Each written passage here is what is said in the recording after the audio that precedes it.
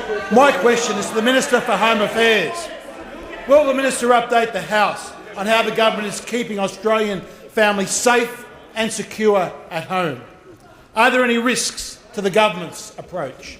The Minister for Home Affairs has the call. Well, thank you very much, Mr Speaker. I thank the honourable member for his question. I acknowledge the efforts of all of those on my side who have supported the agencies, the frontline agencies, who have contributed significantly to the safety and security of our country, Mr Speaker.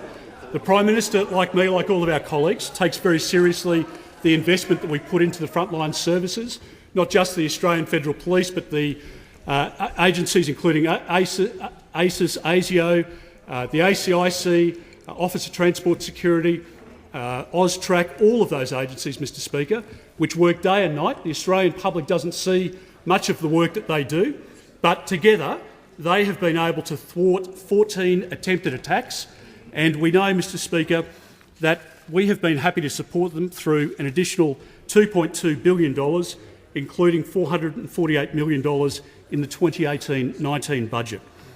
We do know that the threat has not gone away and never will. As the Minister for Defence pointed out, Mr Speaker, we are worried about returning foreign fighters.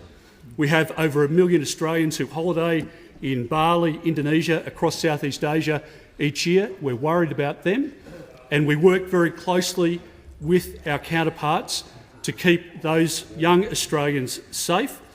But we are determined on our shore to make sure that we can do everything possible to help the agencies, including Australian Border Force, who has been involved in a significant effort to gather intelligence, to have a look at people who are seeking to go to the Middle East or coming back from having fought on behalf of ISIL in Afghanistan and Iraq and Syria.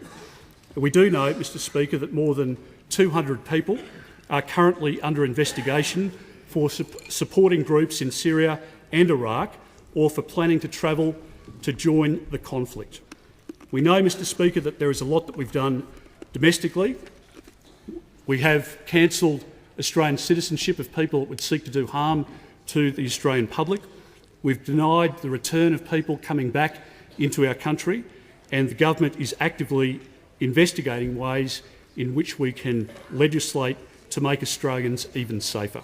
So every effort that we make, Mr Speaker, is aimed at making sure we can realise the threat and to make sure that we can do whatever is possible to make sure that we defeat it, but to be realistic about it. Whether people are gathering in shopping centres, wherever you might see a place of mass gathering, as we've seen overseas, that is a potential threat for us, and I pay tribute today to all of our frontline agencies for the work that they do.